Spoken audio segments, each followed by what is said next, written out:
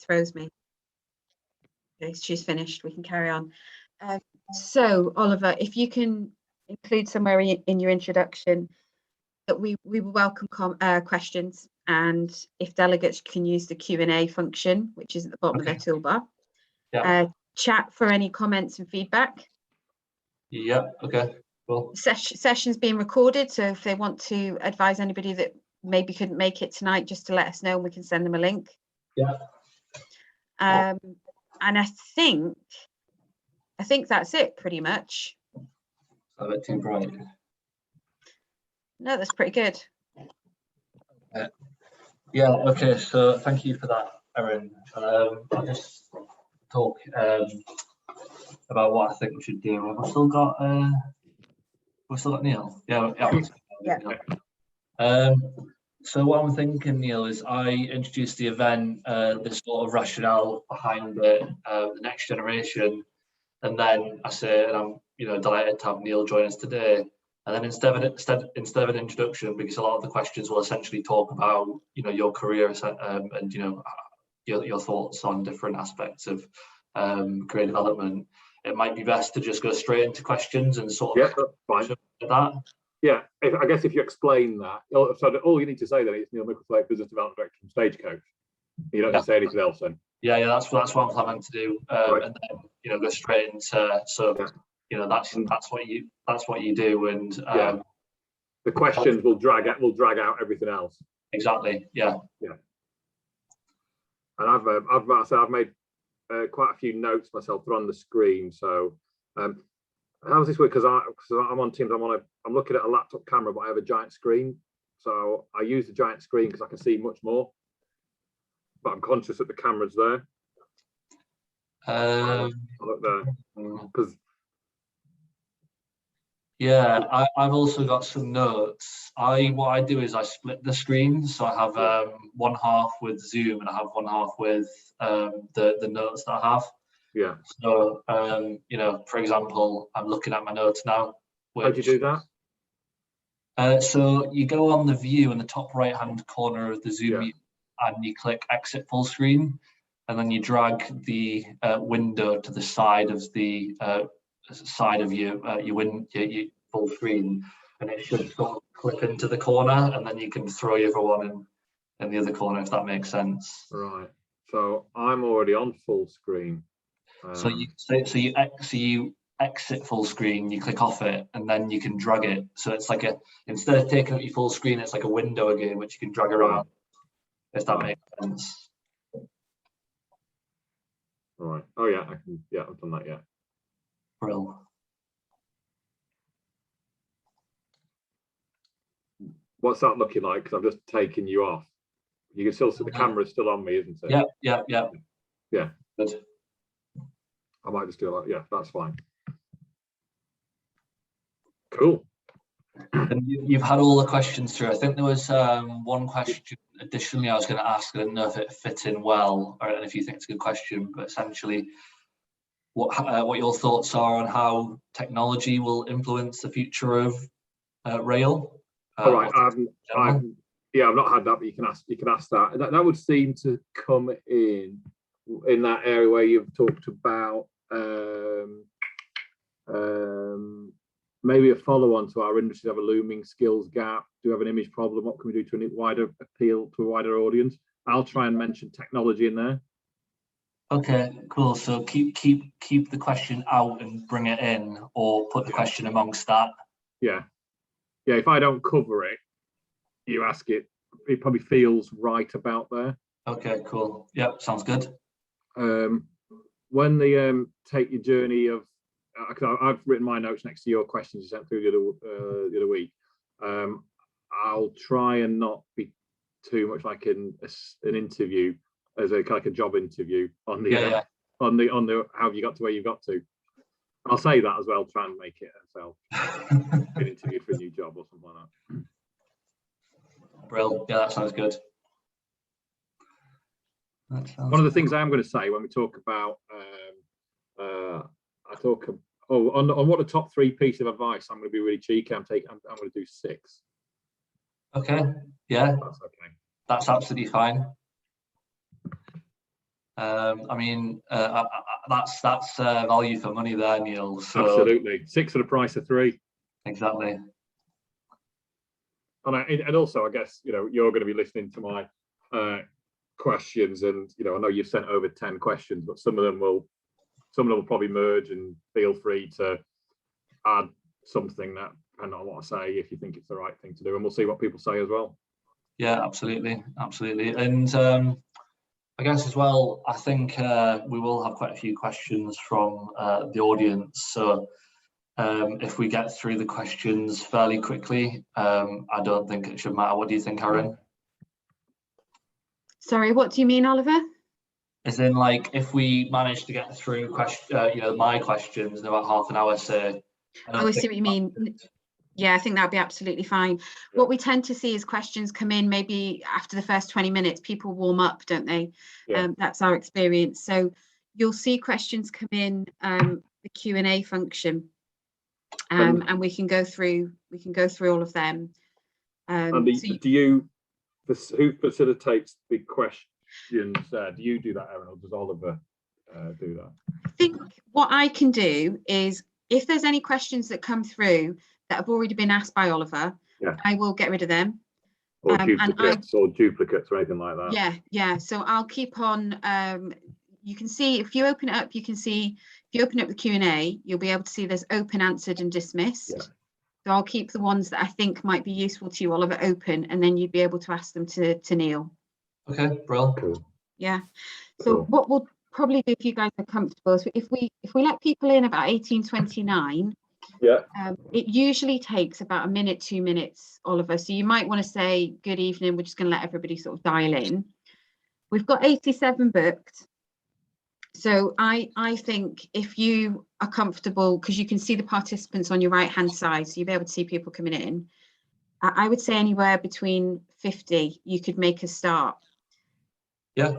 Because a lot of the people that are booked will be familiar with Zoom webinars, whether they're CILT or not, so they'll be familiar with the virtual housekeeping. And 15, 20 people won't turn up anyway. Exactly. Yeah.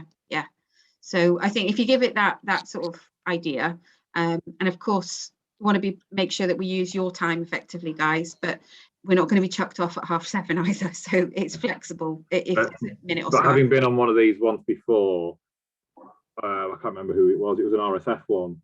I can't remember. It massively overshot, and we don't want to be here. We don't equally want to be here at 8:30. No, I want to make sure we look after the audience.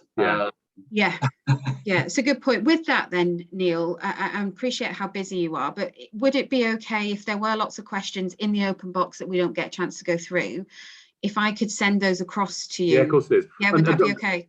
Yeah, of course it would be. But don't get me wrong, I'm not going to say we'll stop at 19:31. Sure. I think if, you know, because the more we leave it open, the people always keep asking questions, but people can ask questions afterwards as well. But I thought if I'm more than comfortable if you go and say 19:45. Yeah, me too. Yeah. I'm over that. If we have to, have to. Yeah, sure. Okay, well, if you're happy, guys, then I'll press start in a second. So should we actually start at, say, like 18:33-ish then? Erin said that it takes some time for the audio. All right, okay. Oh, so we wait till about when we've got north of 50 people. Yeah. Rule of thumb. But if it feels, Oliver, if it feels right to go at 40, you know, happy to be guided by you guys, just based on experience. So I press start in a second. Give me a shout if there's anything you need in the background, and I'll keep an eye on questions. But really appreciate your time tonight, guys. Thank you. No problem. Thanks, Aaron.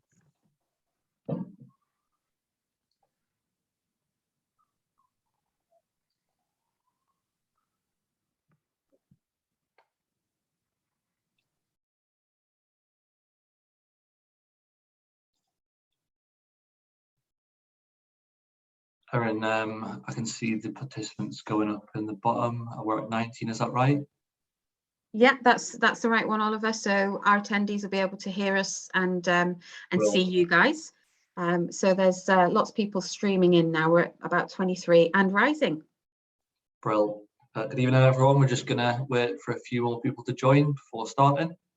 So we'll just give it a minute. Maybe grab yourself a quick drink of water if you're parched. I definitely will. Me too, Neil.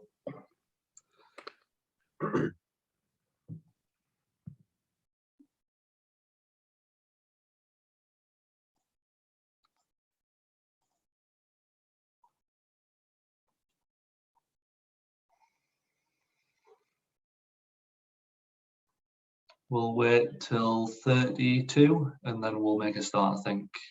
Just don't want to keep people waiting. That's 1832, I mean, not 32 participants.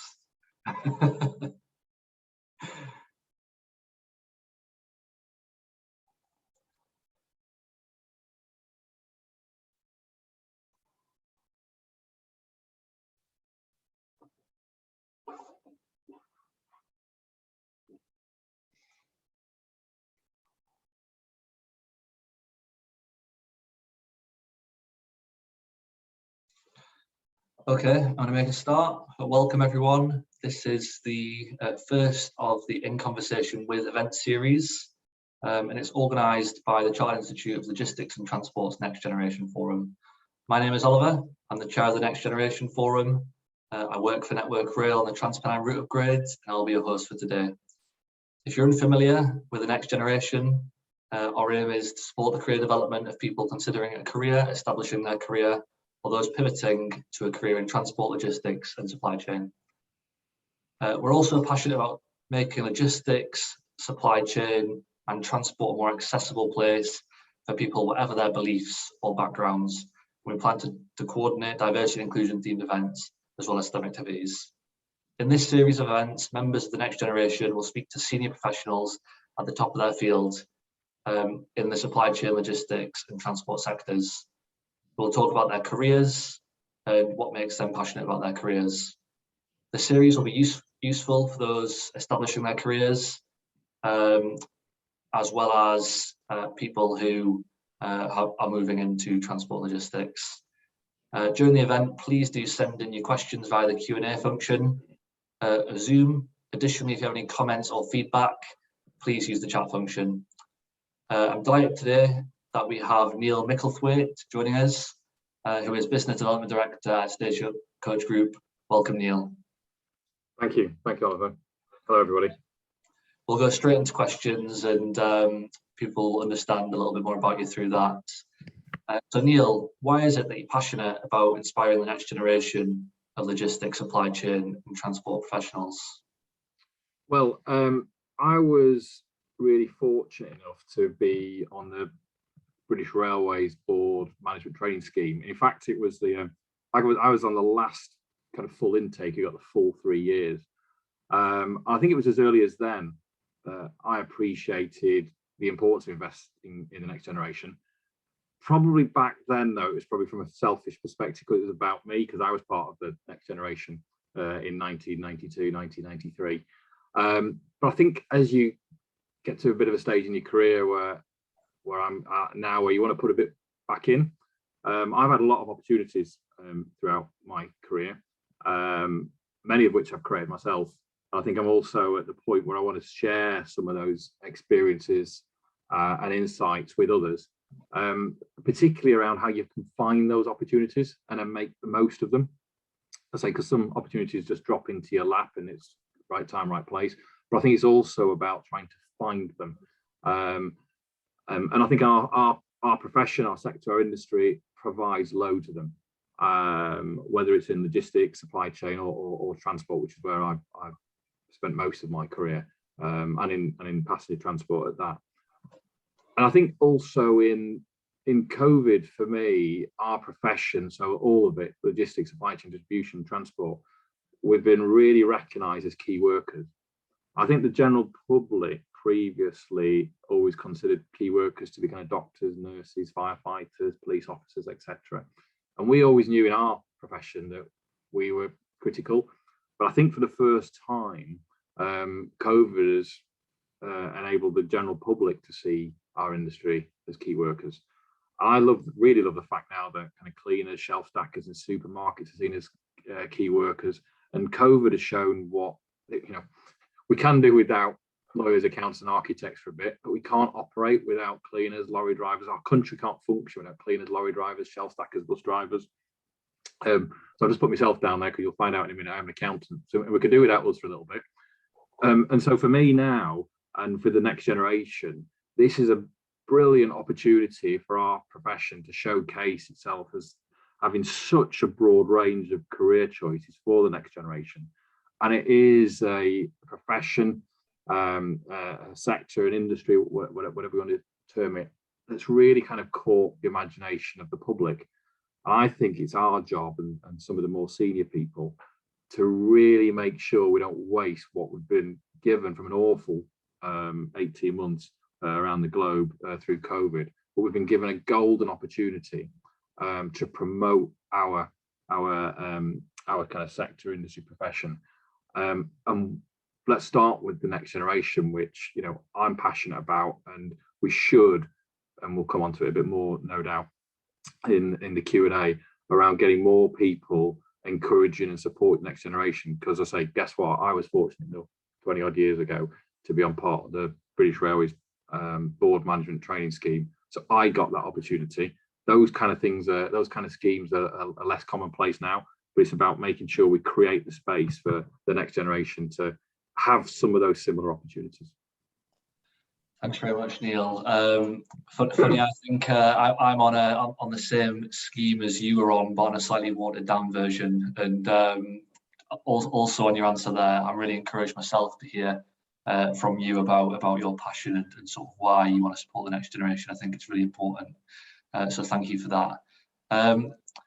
Second question, obviously, as we've already mentioned, the Business Development Director for Stagecoach Group. Can you tell us a little bit more about what this entails and what you enjoy about the role? I'll probably do the truthful bit is I'll probably do the bits of work in the organisation that nobody else wants to do. And those of you who know who's probably on this call would find that quite amusing. But no, I report to the Stagecoach PLC board, and very simply, you can say my role is about protecting and delivering shareholder value. That's supporting our operating businesses, whether they be our core bus and light rail operations, winding down our former UK rail and European bus businesses, managing our joint venture relationship with the likes of Virgin, or looking at new products and marketplaces. All of those fall into business development in my organisation, because unlike lots of other organisations' business development functions, business development within Stagecoach, we support the day-to-day operating businesses as well, whether that's product development, for example, we within business development, we developed, designed and developed, and then implemented a demand responsive transport proposition in 2 or 3 parts of the country that we effectively handed over to the operating business to run. We developed a new corporate ticketing proposition for our day-to-day business, or whether we're supporting our day-to-day businesses in bidding for contracts within the UK to grow those individual operating businesses. But we also support commercial structures, restructuring, contract negotiations with existing clients, whether that's a local authority or a national government, for our operating businesses. So I'd like to think for the operating businesses who do the day-to-day delivery of kind of bus and light rail and formerly heavy rail, you could call our business development function, we're like an in-house management consultancy really, at half the price. But then we also then focus on what most businesses consider to be kind of true business development as well, which is market development. But for us, in my organisation and my team, that's really about appraising the entire mobility marketplace. And I think that's key now. So we obviously operate bus and light rail, and said formerly heavy rail, but it's about looking at the much wider scope of mobility and where public transport fits within that, whether that's e-scooters or bikes or walking or whatever it might be. So we appraise that whole marketplace and try to establish what the right markets are for us, whether that's kind of economically, politically, demographically, diversity-wise, and of course commercially. And then we'll assess those opportunities and start building networks to build up our insight and our knowledge of those areas. Start developing stakeholder relations so we understand who the key people are and the key organisations, key influencers are, in that marketplace. And then we've got to understand those local market dynamics. So, for example, I've just come back from a quick overseas visit because we wanted to talk to some of the key stakeholders in a market where we're working at the moment. And understanding those local market dynamics is really important because public transport and mobility is very local. You can't have a solution for Scotland that's necessarily the same for Kent, that's the same for North America. You need to understand those local markets. That's part of a really critical part of our job. And then, of course, there comes to the kind of nub of it, where you actually then look at how can we take advantage for our shareholders of those opportunities, and that's mainly through development and submission of bids. And it's also part of my role to look for possible partners as well. As I say, I'm responsible in Stagecoach for managing our long-standing joint ventures with Virgin. We still work with them on ideas, but I think partnerships are really, really crucial. We live in a world now where very few businesses can do it all, and whatever it all is. Clients, whether they be local authorities, national governments, regional bodies, have very high and wide-ranging demands now, many of which I think are wider than the traditional and core skill set of kind of public transport operators or mobility partners or retailers. So my role is very much about seeking out kind of the partners with complementary skills to ours, in order that we can deliver the very best solution for a client at the best price, that delivers for our shareholders and our staff and our communities as well. So I think really, and that's part of the assessing the marketplace piece, is looking at who are the complementary skill providers who we can work with, which then means you spend a lot of time working on cultural fit with those kind of organizations as well, because there's no point being in you can't be in a kind of marriage of convenience just to win a contract. You need to understand that organization as well and what they're going to bring to the kind of the partnership, and how you're going to get on with each other for what you'd hope to be for 10, 20 years. And I say we're still involved with Virgin, yet we don't operate any trains with them anymore because we've got a long, deep relationship with them, and that's a really kind of good testament to understanding each other. That doesn't mean you don't fall out, because you do, but it's just like being at home, really. You still come home at the end of the day and work well together. So that was quite a long explanation, I think, Oliver, but business development in our business is pretty broad ranging. And by the sounds of it, Neil, you enjoy a complicated role. Yes. A lot of moving parts. It sounds like quite the job, and I guess it's unfortunate for any consultants on the call, because that's Neil's job within Stagecoach. So yeah, really interesting. Thank you, Neil. Can you take us on a journey of how you got to that role within Stagecoach? Sure, yeah, and so without I'll try to avoid to be too circuitous on this and make it not sound like a job interview, but as I say, I did start on British Railways on their management training scheme, which I say was a brilliant 3 years. And I trained to be an accountant with British Railways, so I'm a qualified accountant. And in those days, that was a 3-year scheme, and the first kind of year was the basics of working in a finance department. And it was just as the industry was thinking about privatisation, and I worked in the northwest of England, where I'm originally from. I worked in different divisions, and you got different exposures to different aspects of finance, but also the business. And because of a 3-year scheme, you got to know the business a lot and the different departments and what make things ticked. But at the same time, you had to pass your professional examinations, and ultimately you didn't get your pay rise unless you pass your qualifications. So it was a big incentive for people to pass their professional exams quite quickly. I ended up working in the central services division, which was occupational health, which, contrary to popular opinion, actually was the first part of British Rail to be privatised, because it was easy. And we were bought by 2 investors who used to run the Priory rehabilitation centre, and then we were ultimately sold to Bupa, and I left the industry then, and I went interim accounting for about 5 years in telecommunications and financial services and central government, albeit not transport, and then returned to the rail industry in, I think, year 2000, something like that, for First Great Western. And I was financial accountant for First Great Western when they were purely an intercity operator. And then when they took on the franchise that was formerly Thames Trains, so we became a kind of London and South East commuter TOC and a big intercity operator. But during that time, actually, I started to think about moving out of accounting, out of pure accounting. I was financial accountant, so you did all the kind of stuff like the statutory stuff and all the VAT and the taxation and all that kind of stuff. Anybody who knows me on here will probably laugh that that's what I used to do a long time ago.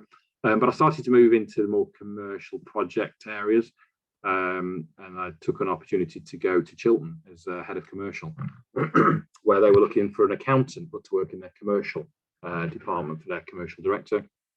They just won their long franchise, and we're looking at opportunities to understand and develop their business cases a lot more for their businesses.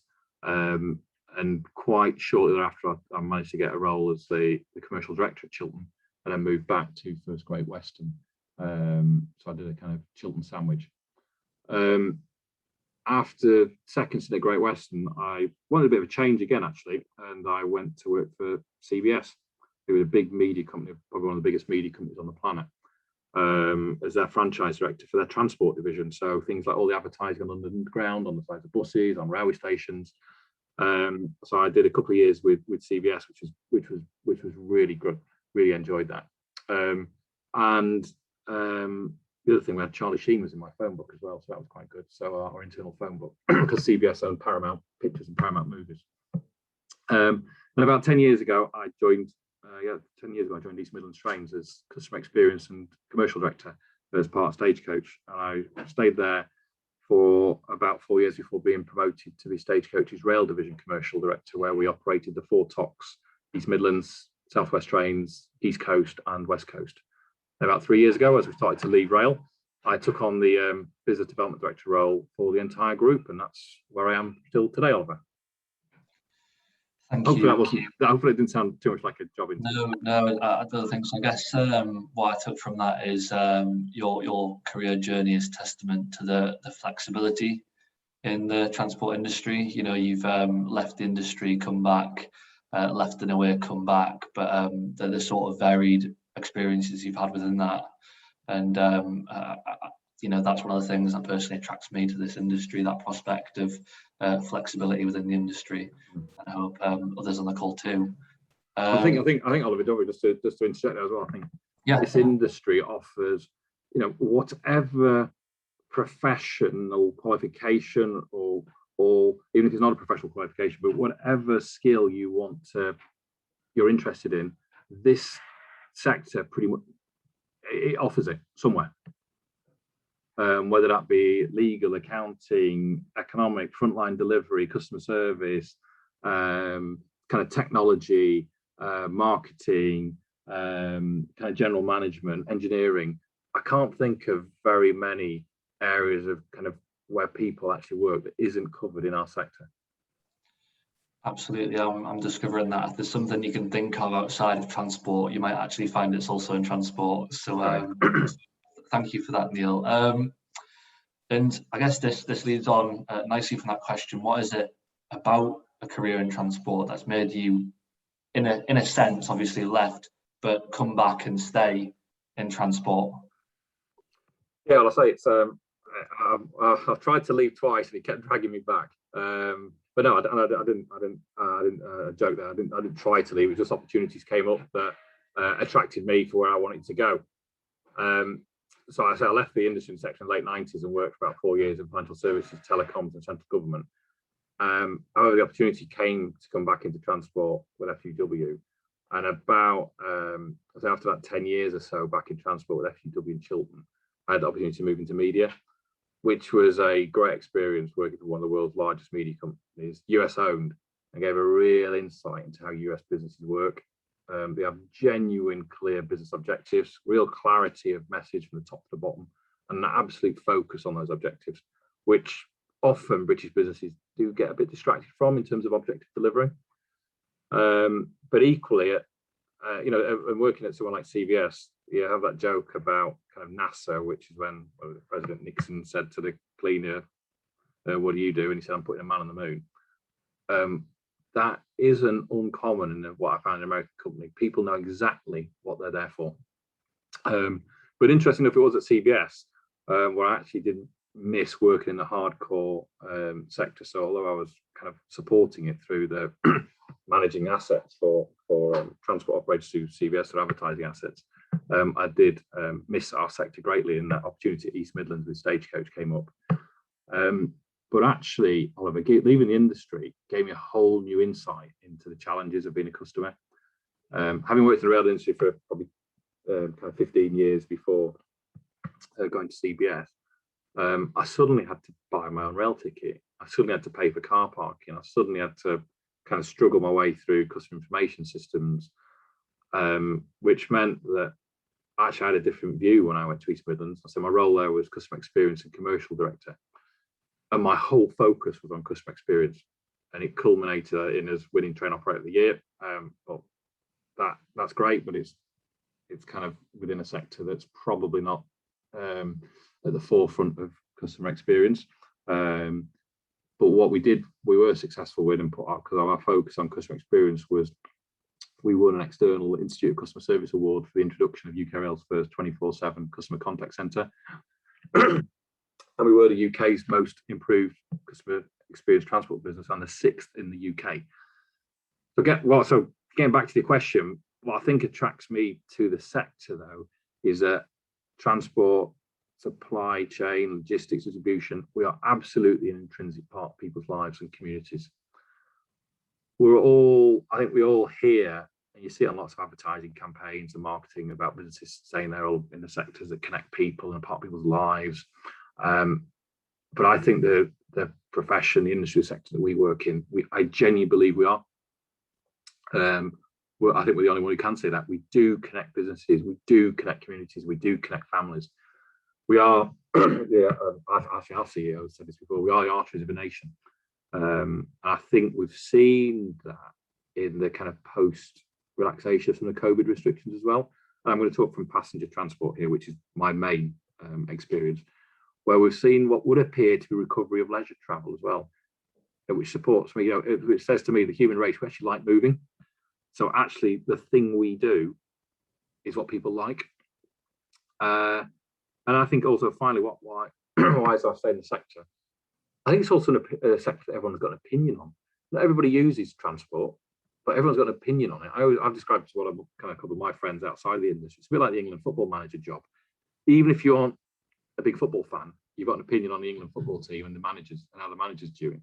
I think everybody has that view on transport. I just don't think you get that in very many other sectors. So I think working in a sector that really counts to people, say whether it's your users or the non-users or just the general public at large, I think that I like that. Absolutely, everyone's a stakeholder in the railway and in transport. Really good answer, thank you, Neil. On to the next. What activities have you been involved with outside of your paid employment that you believe have contributed towards your professional and personal development? I'll probably go back to the very beginning, and being a qualified accountant was something that I kind of stumbled into, really. But it's a very powerful professional qualification. I'd say some people might say I'm only a pretend accountant these days. It's a long time since I've practiced as an accountant, but of all the kind of professional skills, it gives you a real broad base understanding of how organizations work, whether they're public sector organizations, whether they're private sector, whether they're big, whether they're small. So I think that was kind of number one. And I followed that up straight away with what was the Open University's chartered professional management, I think it was at the time, which was a kind of a bit of a halfway house to an MBA. So I took a management qualification with them. And I've also, so they're kind of the professional stuff, but I've also always put a lot into what was the Association of Train Operating Companies and Rail Delivery Group. I ended up as chair of the customer board of the Rail Delivery Group for 3 years, which was the coming together of all train operating commercial directors, customer experience directors, managing directors, kind of project directors, IT directors, finance directors. So I chaired that for 3 years before Stagecoach left rail. And I think that gives you, you suddenly understood everybody else's problems. Didn't mean we could solve them, but I understood a lot more. And also that was a little bit of kind of giving something back a little bit, because that was trying to support the industry rather than my train operators or my own group.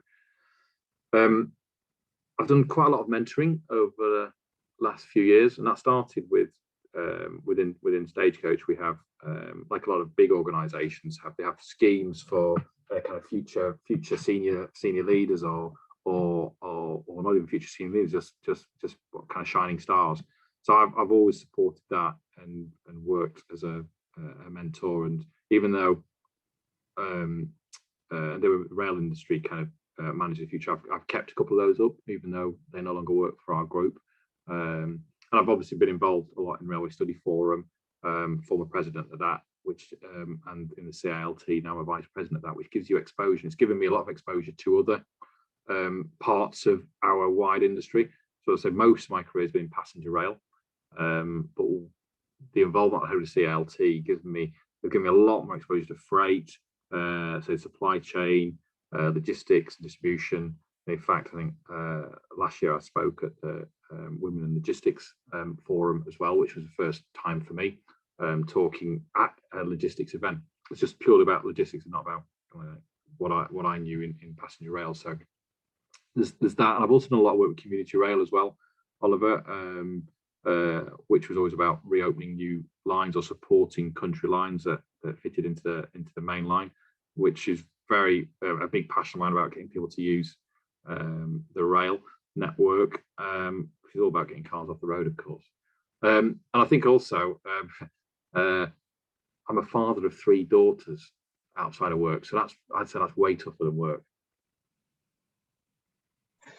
I can't say I understand your pain. I don't know if that's okay to say that, Neil, but yeah, a lot of stuff there. And I guess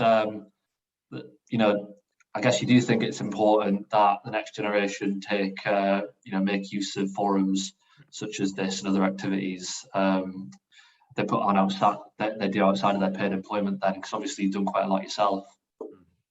I think and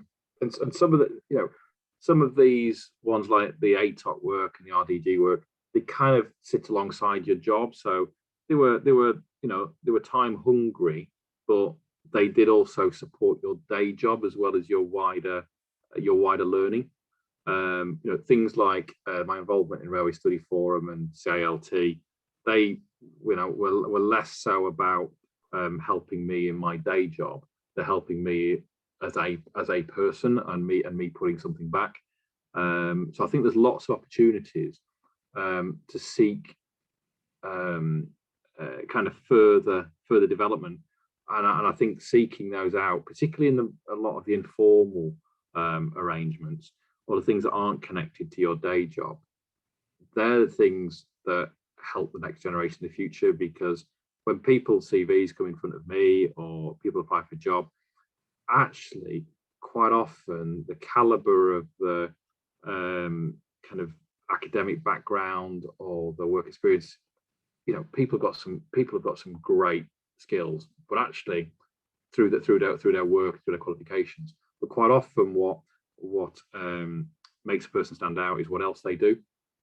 And just years and years ago, when I was in that spell of interim accounting in the kind of late 90s, I did actually apply for a job at Debenhams as a store financial controller.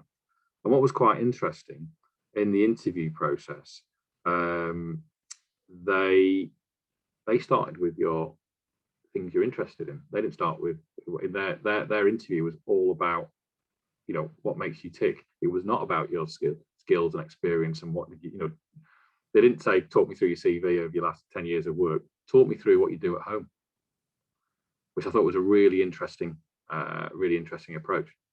because they wanted to find the person that fitted their organisation first of all. And I think there's loads of opportunities for people to do that. Thank you very much, Neil. Obviously, I'm part of the Next Generation Forum, and previous to this, I was part of an organisation called the Young Rail Professionals. And yeah, you're right. They are, they do take time, but I personally find myself there's benefit. And I think that's a really interesting idea for organisations to look at people's interests ahead of their academic achievement and qualifications. So yeah, maybe something for people on the call to think about as well. Do you think these industries, transport, logistics, supply chain, and all of the sectors within them are currently doing enough to inspire and promote the career development of the next generation of professionals? I don't think we are, if I'm being really honest. I think we're not. I don't think we're creating the inspiration at this moment in time. But I do think, as I said at the start, I think the pretty horrible 18 months we've had has provided is providing opportunity, because we've got a great opportunity right now to showcase some of the great stuff that's been happening, and what this whole sector, whether it's in distribution to support toilet roll deliveries at supermarkets, or it's changing railway timetables, or it's getting buses out, or it's creating pop-up warehouses. We've shown actually we can work really cleverly. I think what it's also shown is, why didn't we think of some of that stuff before? When there was a chance to innovate and get ahead of the game, we've responded brilliantly in the crises. I think it's how we showcase some of those for the future. Because I don't think we've had an opportunity like we've got right now, where everybody is looking favourably on this kind of sector, I think, as a rule, because we've just shown how much we need it. And I think having some more inspirational and aspirational kind of characters to support the cry for that would help as well. We've got a few standout people who have been brilliant for this industry. I'll name drop somebody like Sir Peter Hendy, who does an awful lot for CILT. But we need more. We need more of those. Absolutely agree. I think role models are really important, and my junior understanding of these industries so far is, even though there maybe isn't the diversity and inclusion that the industry should have, I say maybe, definitely not the diversity and inclusion, I think we don't even create an image that reflects the reality of the situation. We create an image which is actually worse than the situation is. And if we're doing that, then how on earth do we expect to, actually promote people's careers and bring people into their careers and push them on? We're competing with, it's not a rail company competing with another rail company, or a rail passenger company competing with a freight company, or a freight company competing with a road freight company, or a road freight company with a distribution. We're competing with these, kind of like cool, sexy companies, or their perception is cool and sexy, like your Facebooks and your Googles and your modern tech companies, which are hoovering because they are aspirational. Whatever, whether their pay and terms and conditions are ever any good or not is one thing, but they offer masses of flexibility, and they're seen as cool and sexy for the next generation. And I don't think our industry is yet seen as, well, it's not seen as cool and sexy. I can pretty much tell you that. Not at all. So I think we've partly answered our next question, which is, do we have an image problem? And so yeah, let's say the answer is yes. Yeah. What can we do to appeal to a wider audience? Well, one of the things, I'm no expert. I'm speaking from my reading, as opposed to, and I'm sure there's people on this call who may well have a much closer insight in this than I do. But I was reading the other day about how lorry drivers are treated in France, and those jobs are seen as aspirational jobs. The facilities they get, the lorry drivers, at kind of service stations with proper showers, proper facilities to rest, rather than always having to sleep in the back of your cab. they don't have to pay to park at service stations. I say I'm no expert, but that doesn't seem to me how, and we see that in the press right now with, and I know there's challenges with registration of lots of HGV drivers, but there's also kind of vacancy gaps all over the place. And I just wonder, you know, just looking, and I say I'm no expert, there will be people here, but I just read how France sees its long distance lorry drivers compared to ours, and I just thought, you know what, that isn't great. And I think we're to get to a kind of wider audience as well, we've got to modernize the way we think, because the consumer has been voting with its feet for a long time, and we've seen big behavioral changes in COVID. And so, you know, we've got a lot of historical terms and conditions that were not really acceptable for 2010s kind of consumer. And we now provide transport solutions. I'm talking about transport in its hardcore here, probably rather than distribution, at times when consumers no longer want them. And we're not changing fast enough. If we return back from COVID, you know, you stay in a hotel right now and they bloody run out red carpet for you.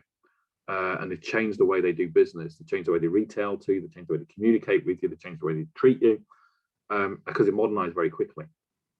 We haven't been on the front foot, I say, before COVID, and we've got to be now, because otherwise consumers will just choose not to do. They'll choose to do something else. I think in transport in particular, the new competition is not traveling. So we've got to, and we need to have a very attractive workforce, which is probably driven a lot by flexibility, to compete with those other employers who are seen as an attractive place to work. Whether they are or not doesn't matter, but the perception is they are. Absolutely, I agree with a lot of the points there, Neil, and I think you know, it does seem as though COVID has brought on a greater focus on the customer, and you know, operators are maybe you know, you can tell me if you think I'm wrong, but trying to do more. And obviously there's the new plans for restructuring of the industry, sort of trying to focus it all in on what customers want rather than what we think they want, which is it seems in the railways' eyes anyway, is what we've been doing for years before. It seems as that's changing a little bit anyway. But I think we've got to move fast as well, because I think for you know, for the customer, we've talked about, and you know, people banned this term around for years, that the customer is king. They've been banning this around for thousands of years. They generally are now, and they've got more choice than ever had before, and they are choosing. And I think the recovery of passenger rail is going to be a really good benchmark to determine how consumers' general behavioural change, has it changed significantly or not really. I say, looking at the leisure recovery, seemed to be quite positive over the summer, and that could have been just kind of latent demand of people wanting to get out. But we have got to change, because customers they'll do something else. Agree. Okay, so Neil, bit of a difficult question, I guess. What do you see as the biggest setback or failure in your career? Why? And what were the main things you learned from this? I'll go with a really positive answer, Oliver, that I don't consider anything a failure. I'll call it a learning experience. This is an interview answer then, Neil. I know, that's my interview answer. I'm too, I'll give an interview answer.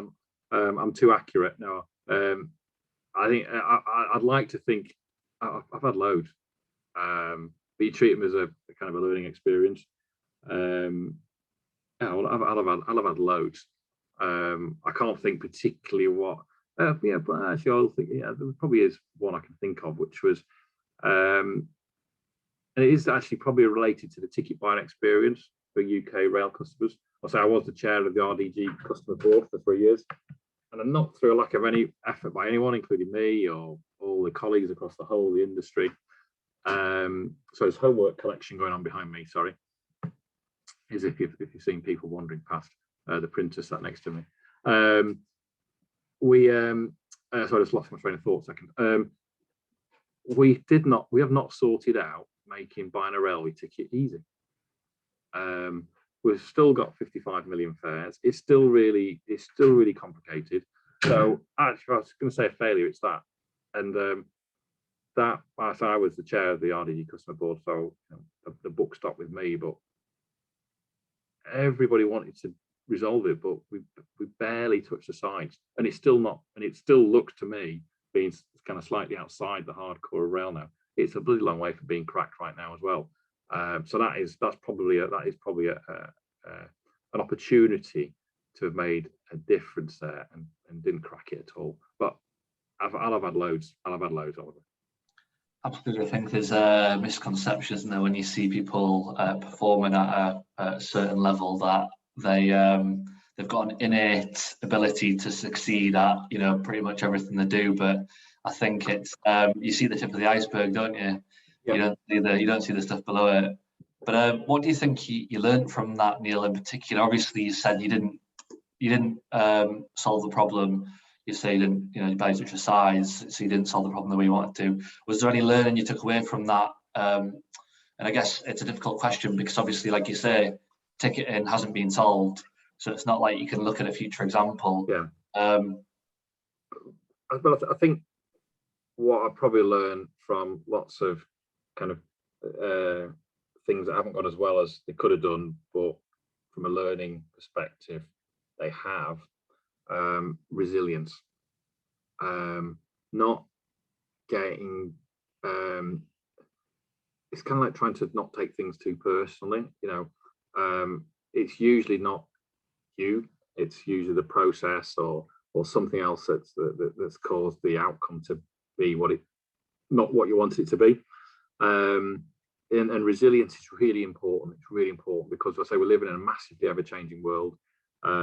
Customers who drive everything we do are changing and demanding, and we've got to be super resilient. And if you get a knockback, with the best in the world, you have kind of get back on the bike and learn how to cycle a little bit differently. So resilience is really, really important, and resilience also allows you, I think, to take on new opportunities, because I think if an opportunity, if you think you can do an opportunity because you're 10 out of 10 on delivering that opportunity, it's probably not an opportunity. You should go for something when it's kind of 6 or 7 out of 10 when you think your skill set matches it. And I think if you're pretty resilient to that, you'll go for it. So I'd say that's what, and resilience gets you through bad times. Thank you, Neil. I'm just reflecting on your answer there myself. Sorry. We'll take it the other way. What's the highlight of your career so far? I'd like to think it's still yet to come. Come on, what's the highlight? Probably not a really super personal. I made the front page of the London Evening Standard. It was about 2007. It was for a positive thing, Neil. You're sorry? I hope it was for a positive. Yeah. I shared the front page with the bloke off Top Gear who had a shocking crash. Richard, what's his face? But when we at Chiltern developed and delivered, I think it was Europe's first ever railway ticket on a mobile phone. It was about 2007. It was delivered by text in the form of a 1D barcode, so the kind of barcode you see like on a can of beans. And it opened the ticket gates at London Marylebone Station, and people travelled on it. So that was brilliant, and we developed that ourselves, designed it, developed it, and implemented it ourselves. There is a but coming after it. It actually took about 10 years for it to roll out, and it's only and it's probably it didn't simplify rail fares, but it did make buying and fulfilment simpler. I say it did take nearly 10 years, and probably it's kind of like Virgin took it to the whole Virgin West Coast, probably took it to the whole new level. And now we all have tickets on our mobile phone in the shape of kind of 2D barcodes, and it's clever technology. But that's probably the thing that I'll show my grandchildren as a press cutting from the London Evening Standard. That's an absolutely fascinating highlight, Neil. And like you say, you know, it's just the way things are done today, isn't it? Paper tickets. We mentioned Peter Hendy already, but I think Peter Hendy says it's ridiculous. We still have we still have to buy tickets at stations in some cases. So yeah. And we'll do a final question, and then we'll go on to the Q&A from the audience, and we'll take a few from the audience. This one is, what are your top 3 pieces of advice that you've picked up in your career? And if you were to tell your former self, you know, what would they be if you were to go back and say, you know, young Neil? Young Neil. I might end up with a bit more than 3 here. 3 here, Oliver. That's absolutely fine. That's value for money. You might get a couple of freebies. So I think never stop asking questions. There's a reason you're asking the questions, because you don't know. So you shouldn't ever be embarrassed for asking a question. And that, I remember that was in my first week on the British Railway Management Training Scheme induction week, and that stuck with me forever. Don't keep asking the same one, but never stop asking questions, because if you don't know, how are you going to find out? And actually, what I found throughout my career as well is actually people like being asked questions, because it gives them an opportunity to show off a little bit of knowledge as well. I think that's probably one. I think constantly seek out opportunities to test your skills. Don't be backward in coming forward to, and you know, there are a lot of people in the workplace who constantly push themselves forward, which is fine. But don't be backward in coming forward if you want to just test yourself a bit harder. And that doesn't mean promotion. That doesn't mean going up the next step in the ladder. It's also about your breadth of skills across, rather than just kind of up and down. And that can be your intellectual skills, your management skills, your kind of mental skills, or whatever it could be. And it also then, of course, the more skills you get, the more opportunities come your way, because you suddenly open yourselves up to more. Albeit you end up probably creating most opportunities for yourself. One great thing one old manager said to me: you've got to make decisions. And I remember this right now, and this is probably 25 years ago. He said to me, make sure you make decisions. You get 0 out of 10 he said you get 10 out of 10 for the right decision, 6 out of 10 for the wrong decision, 0 out of 10 for no decision. You can live with you can manage a bad decision. It's a no decision you can't manage. I think also something I've learned as I've got older is networking is really important, but don't sycophantly network. Network is really important, and in fact I'd probably call it in a way the easiest and probably the lowest entry level of kind of learning and development. But I think in networking you've got to be don't just be a taker, what I call in networking, be a giver as well. It's about giving and sharing, and we all see them on LinkedIn all the time about people disguising networking and self-promotion, and you'll know all you are when you see them on there, and most people can see through it. But networking is about giving and taking as well, because if you're going along just a network to absorb, people won't warm to you, and you can't use it as a learning experience then, because people will close down. I don't know, I've given you, but one thing I will say is, remember, the most important people in businesses, the receptionist, the cleaner, the shelf stacker, the PA, it isn't the managing director. MDs come and go. And actually, one of the things that just reminded me about one of my time at CBS, and to see one of the questions that came up, the receptionist at the CBS offices was the final decision, and the appointment was by the MD, because it was the most important person in the business, because that was the first person any visitor ever saw, and that was quite a powerful message. It wasn't the line manager of the final decision was the MD. So I think that the people who keep the businesses going are the most important. I say MDs are very important, of course they are, but they do come and go. I think I've given you about 5 there. I'll accept 5, Neil. Yeah. Thank you. I'm looking at the Q&As, or the cues that have come in from the audience, and I'll ask this one. Someone says it's interesting to hear the difference in your experience between the US and the UK, and what are your thoughts on what we can learn from cascading messages more effectively? I guess that relates to the UK. Yeah, it's a good question, and I didn't really think about it till I experienced it. I think the US were, and kind of, I'd say US rather than kind of generally North America, because I think this was a United States of America thing. Was they just tell you how it is.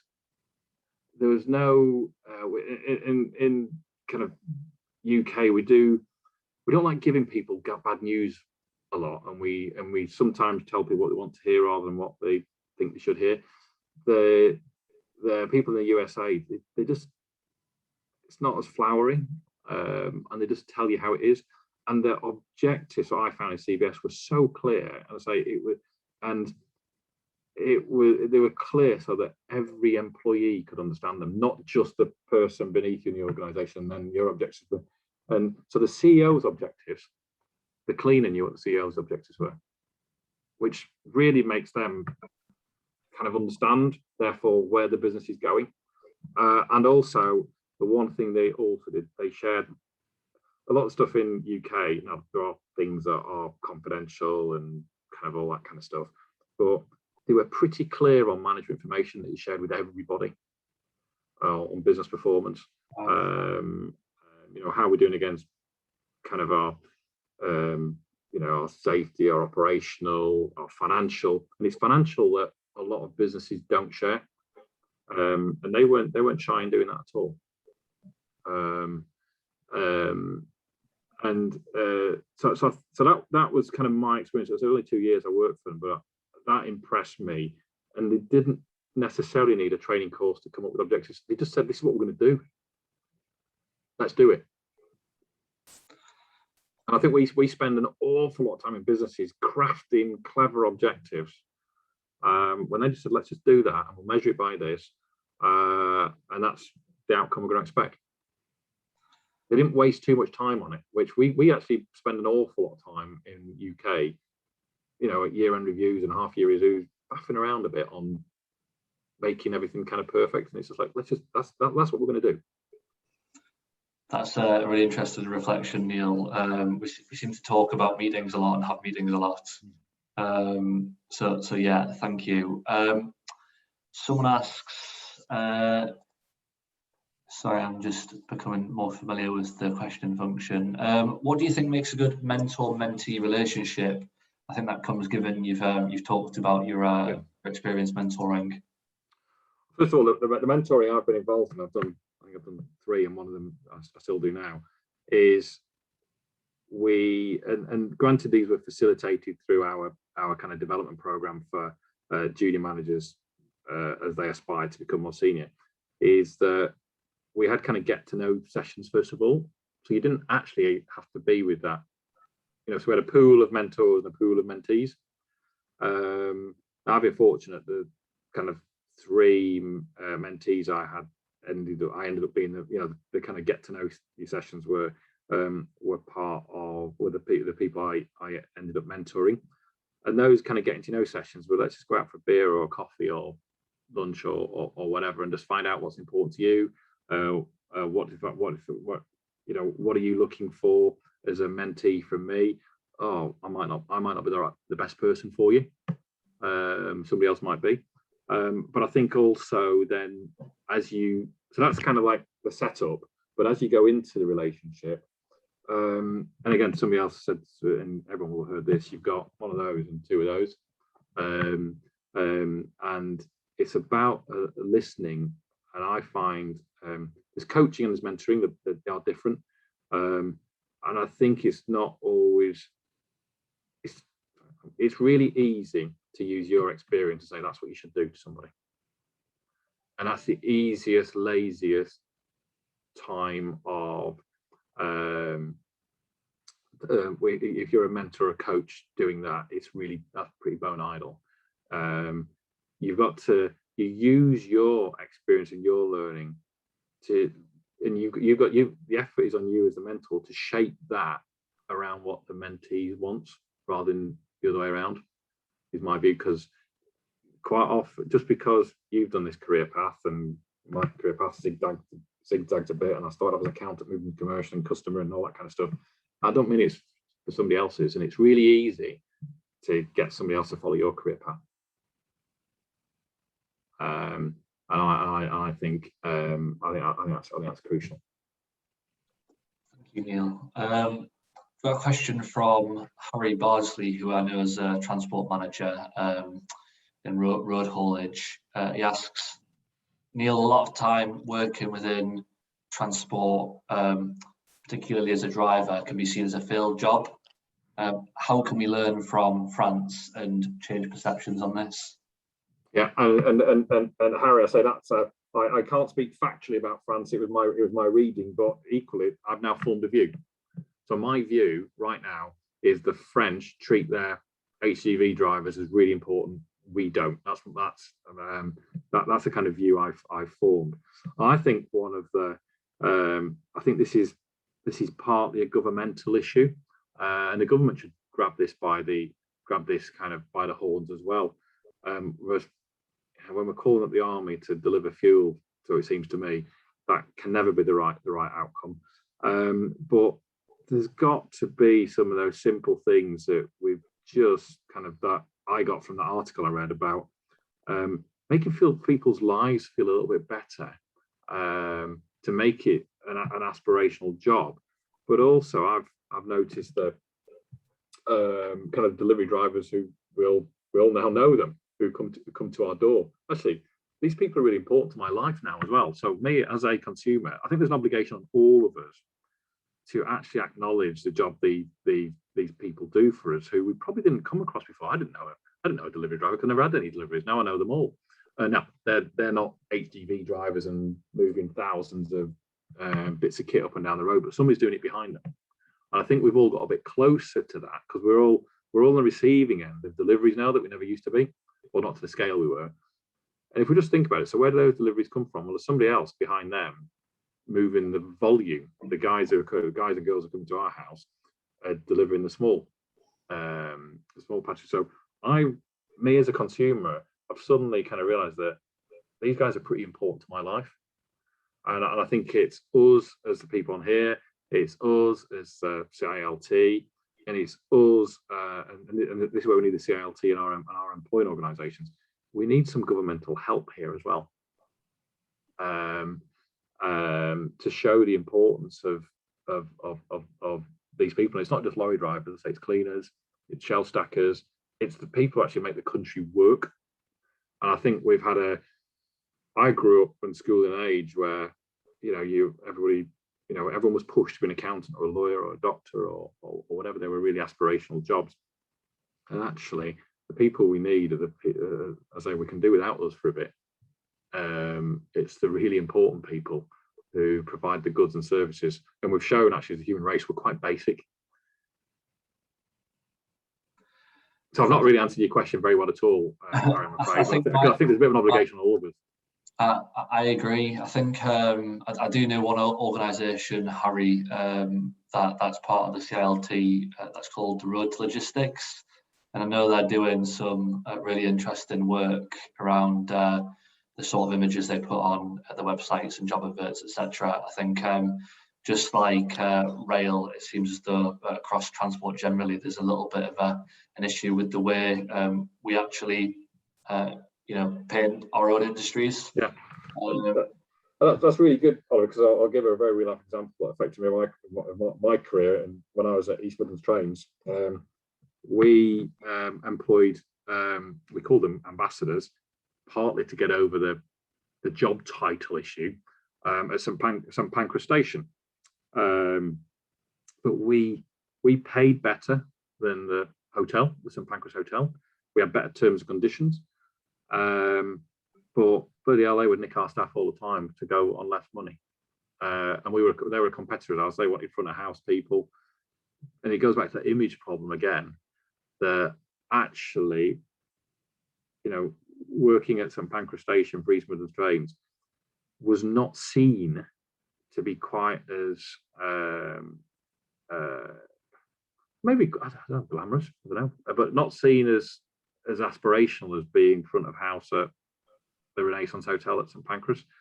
And you look at, organisations like the Starbucks and the Pretz, who have some brilliant staff working from at the front of house, yet some of them don't pay as well as what you do in our sector, which also shows that maybe sometimes it's not about pay either. Absolutely. Thank you. I think it's worth mentioning now we are, it seems, just past 7:30, and I want to say to people on the call, I know that Neil has a little bit more time, so do I. I'm enjoying the discussion. It seems as though other people are, because we still have a good amount of attendance. So if you like to stay on, that's absolutely great. We'll ask a few more questions. If you do need to leave, then thank you for attending, and yeah, we hope you enjoyed it. But to some more questions, if you're okay with that, Neil. Yeah, that's fine. Yeah, let's keep going. Okay, we've got a question in which is it's a good one. It's quite short and sweet. What is your number one concern when you start your working day? What is my number one concern when I start my working day? Crumbs. That's a good one. When you stump the speaker, yeah. The crocker. So well done for that one. Yeah, well done. Crumbs. And when I worked as a operational delivery person, actually delivering frontline customer service when I was at East Midlands Trains and make sure trains are getting out. I used to kind of do a lot of list writing, and I'd never do bloody anything on that list because something would happen during the day. There'd be a real-time incident, a safety incident, or a ticketing incident, or something would happen. And you'd go at the end of the day and you go, well, I had 20 things on my list today. I've done one of them, but I've done 50 other things that weren't on my list. I think the job I've changed to now is I still have a list, but they're not resolvable in a day. They're quite often can be months worth of work. So I think what is my number one concern when you start the day? I think it's really that at the end of the day, I've done whatever it is. I've done the best I possibly can, whatever that might be. I've given a bit of a woolly answer, but I think that's kind of it. It's get up in the morning, and the one thing I always do, because we all sometimes get out of bed the wrong way as well, is try and force myself into a good frame of mind, which is quite hard. But I've learned that absolutely is no matter how kind of you get, because we're just human beings, you get out of bed the wrong side sometimes. But before you kind of clock on to work, is just kind of force yourself and go, do you know what? It's going to be a tougher day today because I'm not in a great mood today because something's happened or whatever it might be at home, and kind of force yourself, because I think it's really important at the end of the day you go, I've done as much as I can today, and move on tomorrow. So because I don't particularly worry about particular issues, but it's more like general, have I given people the best of me today? I think that's a really interesting answer, particularly when you consider it might have been a lot harder for people during these lockdowns and the pandemic in general to bring their whole self, their best self to work. So yeah, sort of how you frame the day and sort of get yourself into that mindset. It's a really interesting answer. Thank you, Neil. I've got a question. I think we'll do a couple more questions and then we'll close the event, because I see a couple of good ones I'd like to ask. We've got Ankit, who asks, what software and skills do you think are necessary to secure a job in these fields? So I guess you could answer that for your position in general at Stagecoach, and yeah. and that way you can sort of answer it as a logistics, supply chain, and transport? So in business development in our organisation, so the kind of people who work in business development in our area are, we employ lawyers, accountants, economists, analysts, but we also have a mixture of people who work on frontline delivery, because I think it's really important. It's really easy to do business development on a spreadsheet. So it's not really easy, but you know, you can come up with brilliant solutions on a spreadsheet that don't actually work in real life. And certainly in my group, and it's really kind of come from our founder as well, we've got to be very real. When we put kind of a proposal in for a bid of something, you know, our ex-chairman founder, but our current chairman, you know, they want to know I've bought a ticket on that thing, whatever it is. Have I travelled on it? Have I been and looked at it? Have I seen it? So in our team, we have real people as well, who've done real frontline delivery jobs. So we have a team of super duper clever people who are, I say, in economics or finance or legal. But we also have super duper people who've got real life experience, who are also really great and bright and clever as well, but have actually done it on the front line as well. And we have people who are at the start of their career who are wanting to do it as well, whether it's going through the kind of like, let's call it academic space, or the kind of front, or the what I'd call the kind of frontline or first line delivery space. So I think in terms of skills, we're, as I said at the start, because our BD function is pretty wide ranging, because we support day to day and we support the future. The skill set is pretty wide that we're after. And in terms of software outcomes, we have procurement tools, we have accounting software, business planning tools, economic kind of demand management tools, capacity management tools that we use to help us think about, you know, what will passenger demand be on a fixed capacity bus. And then we also use planning tools for kind of moving those bits of metal either on a train or a tram or a bus. How many of them do we need? And how many can the infrastructure cope with? So we have planning tools as well that allows us to measure infrastructure, allows us to measure sort of whether the bits of metal can move up and down the infrastructure. So we have a lot of software, but a lot of academic brain power, but a lot of real life brain power as well. And that's what makes it actually, if you want to work in business development, that you've got all of that. Thank you very much, Neil. It sounds like there's a lot to the job, and a whole range of skills required, and a whole range of specialisms as well. So thank you. I think this final question is from Julie Yadav, who is on the Next Generation committee and works with SGS. Apologies if I've got that wrong. But as you transition higher in your career, how do you keep your confidence level up? Has it come naturally, or perhaps is there a perspective you take to boost your confidence? I think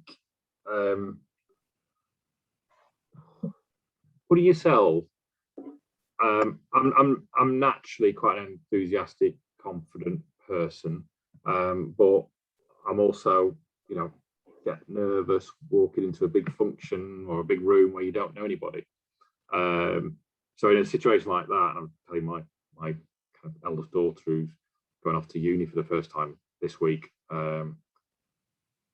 that you try and look for one friendly face, and suddenly you'll get in that big room of 400 people that you're really nervous. Try and find one friendly face that you can approach and talk to.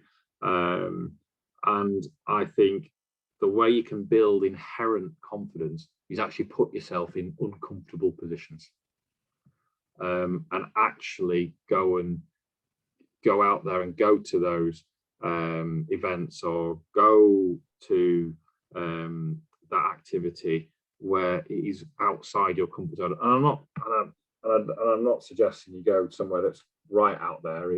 It's just go to the next step, something that's a bit logical, but it's a bit outside your comfort zone. Because if you're not very confident, you know, to go from, if you can see me on the screen, from there to there is a big step, but just go there. And then next time you might go there, and next time you might go there. And then in 5 years, you've actually gone, well, I've gone from a confidence level there, I'm actually there now. So I've done it in manageable steps. So put yourself in slightly uncomfortable positions or in environments that aren't your natural bag, but I would do it in a kind of managed way so that you can, because you want to come out feeling confident. The worst thing is to put yourself somewhere and you come out going, that was bloody awful, I'm never going to do that again. And actually you then stick to kind of all you just stick to what you knew, and that's all you ever want to do, which is also fine. But if you're aspirational and want to do something different, put yourself in a slightly different position. I really like that answer, and I think that's a really good place to finish with the questions, Neil. Unless Erin, is there anything in particular which you think I've missed and we should go with? No, I think we've covered as many questions as we can, and we've had quite a few similar questions, and they've all been really valuable. And I think, as we discussed earlier, put Neil on the spot, if we can have a look at some of the questions that we didn't have a chance to look at today, and we can share that after the session. But no, I think it's been a brilliant session. So thanks very much. Brilliant, thank you. Well, I'll close then. I just want to say a huge thank you to Neil. I've really enjoyed speaking with you, and I'm sure you know, other people on the call have too. I think there's been some really valuable insights into your career, what you've learned, the ups and downs, and why the downs aren't always as bad as people think. You know, we actually learn a lot from these, and yeah, thank you everybody on the call who's attended. Thank you Helen Hardy, thank you Erin, thank you Harry, thank you Julie. Thank you, Lauren, and all the people who organised these. We're going to be doing more events like this on the In Conversation With series. We're going to have other speakers who bring diverse experiences with them and useful insights into their industries. So keep your eyes peeled for those. And yeah, thank you all. I'll close there. Erin, if you can finish the event, I'd be very thankful for that. Well done, Oliver. Thank you. Thanks very much, guys. Good evening. Thank you. Thank you. Bye-bye.